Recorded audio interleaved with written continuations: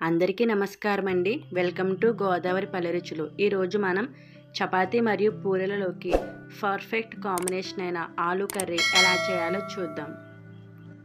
ఈ కర్రీ చేయడానికి ముందుగా స్టవ్ వెలిగించి స్టవ్ మీద ఒక కడాయి పెట్టుకోవాలి.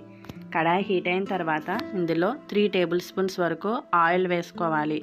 ఆయిల్ హీట్ అయిన తర్వాత ఒక పావు కేజీ బంగాళదుంపల్ని ముందుగానే చెక్కు తీసి చిన్న చిన్న ముక్కలుగా కట్ చేసుకుని ఉంచుకోవాలి. ఆ ముక్కలన్నీ కూడా ఈ ఆయిల్లో వేసి బాగా ఫ్రై చేసుకోవాలి. బంగాళదుంప ముక్కలు మరీ ఎక్కువగా ఫ్రై అవ్వక్కర్లేదండి, కొంచెం లైట్ గోల్డెన్ కలర్ వస్తే సరిపోతాయి. చూడండి, ఈ విధంగా కలర్ వస్తే సరిపోతాయి అన్నమాట. ఇప్పుడు వీటన్నిటిని ఒక ప్లేట్లోకి తీసుకుందాం.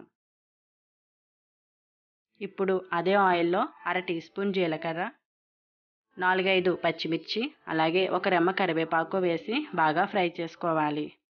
ఇవన్నీ బాగా ఫ్రై అయిన తర్వాత చిన్న చిన్న ముక్కలుగా కట్ చేసుకున్న 2 మీడియం సైజ్ ఉల్లిపాయల్ని చిన్న చిన్న ముక్కలుగా కట్ చేసి వేసుకోవాలండి. ఈ ఉల్లిపాయలన్నీ కూడా బాగా ఫ్రై చేసుకోవాలి. ఉల్లిపాయలు బాగా ఫ్రై అయ్యాయి కదండి. ఇప్పుడు ఇందులో చిన్న చిన్న ముక్కలుగా కట్ చేసుకున్న ఒక 4 టమాటాలను వేసుకోవాలండి. ఈ కర్రీకి బంగాళదుంపలుని అలాగే టమాటాని కూడా ఈక్వల్గా తీసుకోవాలండి. మీరు పావు కేజీ బంగాళదుంపలు తీసుకుంటే పావు కేజీ టమాటా వరకు వేసుకోవాలి. అప్పుడే కూర టేస్ట్ అనేది బాగుంటుంది. ఇప్పుడు మూత పెట్టి టమాటాని మగ్గించుకుందాం. టమాటా మగ్గేలోపు మనం ఈ కూర కోసం ఒక మసాలా పేస్ట్ సిద్ధం చేసుకోవాల్సి ఉంటుందండి. దీనికోసం ముందుగా ఒక మిక్సీ జార్ తీసుకుని అందులో 2 టేబుల్ స్పూన్స్ వరకు వేరుశనగులు వేసుకోవాలి. అలాగే 1 టేబుల్ స్పూన్ కొబ్బరి ముక్కలు, మీ దగ్గర ఎండు కొబ్బరి ఉంటే ఎండు కొబ్బరి, పచ్చి కొబ్బరి ఉంటే పచ్చి కొబ్బరి ఏదైనా వేసుకోవచ్చండి. 1 టేబుల్ స్పూన్ కొబ్బరి ముక్కలు, అలాగే 1 టేబుల్ స్పూన్ వరకు ధనియాలు, 1 ఇంచు దాల్చిన చెక్క, 7-8 వెల్లుల్లి రెబ్బలు వేసుకుని దీనిని కొంచెం బరకగా కచ్చబచ్చగా పేస్ట్ చేసుకుంటే సరిపోతుందండి. మరీ మెత్తగా అవసరం లేదు. చూడండి, ఈ విధంగా కచ్చాబచ్చాగా చేసుకుంటే సరిపోతుంది.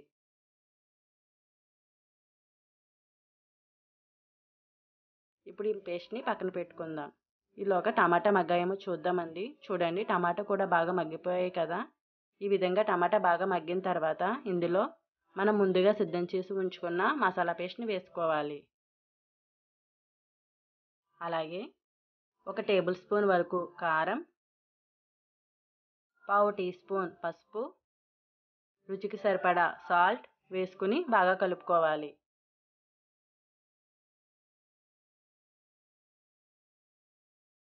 ఈ విధంగా బాగా కలిపిన తర్వాత ఇందులో మనం ముందుగా ఫ్రై చేసి ఉంచుకున్న బంగాళదుంపల్ని వేసి బాగా కలుపుకోవాలండి. ఈ మసాలా అంతా కూడా బంగాళదుంపలకి బాగా పట్టే విధంగా కలుపుకోవాలి. ఈ విధంగా కలుపుకున్న తర్వాత మూత పెట్టి 2 నిమిషాలు మగ్గించుకుందాం. మరీ ఎక్కువసేపు మగ్గించకూడదండి, కొబ్బరి వేసిన మొలని అడుగు పట్టేస్తుంది. ఒక 2 మినిట్స్ సరిపోతుంది. 2 మినిట్స్ తర్వాత మూత తీసి బాగా కలుపుకోవాలండి. ఇప్పుడు ఇందులో 1 గ్లాస్ వరకు వాటర్ వేసుకోవాలి. మీ కూరకి తగ్గ థిక్నెస్కి సరిపడా వాటర్ వేసుకోండి. నేనైతే 1 గ్లాస్ వరకు వేసాను. వాటర్ వేసి కూర మొత్తం బాగా కలిపి మూత పెట్టి లో ఫ్లేమ్లో 10 to 15 మినిట్స్ వరకు బాగా ఉడికించుకోవాలి. చాలా తర్వాత మూత తీసి చూద్దామండి. చూడండి, ఆయిల్ అంతా పైకి తేలింది కదా, అంటే మనకి కర్రీ రెడీ అయిపోయింది అనమాట. ఈ స్టేజ్లో మీరు ఉప్పు కారాలు సరి చూసుకుని ఉప్పు సరిపోకపోయినా కారం సరిపోకపోయినా యాడ్ చేసుకోవచ్చండి. కర్రీ మరి థిక్గా ఉండకూడదండి, ఈ విధంగా కొంచెం లూజ్గానే ఉండాలి. కర్రీ రెడీ అయిపోయిందండి. ఫైనల్గా కొత్తిమీరని చల్లుకొని బాగా కలుపుకొని సర్వ్ చేసేసుకోవడమే. ఈ కర్రీ చపాతీ మరియు పూరీలలోకి అయితే సూపర్ కాంబినేషన్ అండి. రైస్లోకి అయితే అంతగా టేస్టీగా ఉండదు. ఈ కర్రీ పూరీ మరియు చపాతీలోకి అయితే మాత్రం సూపర్గా ఉంటుంది. మీరందరూ కూడా తప్పకుండా ట్రై చేసి ఎలా వచ్చిందో నాకు కామెంట్ చేయండి. మీరు మన ఛానల్ని ఫస్ట్ టైం చూస్తున్నట్లయితే సబ్స్క్రైబ్ చేసుకోండి. Thank you for watching.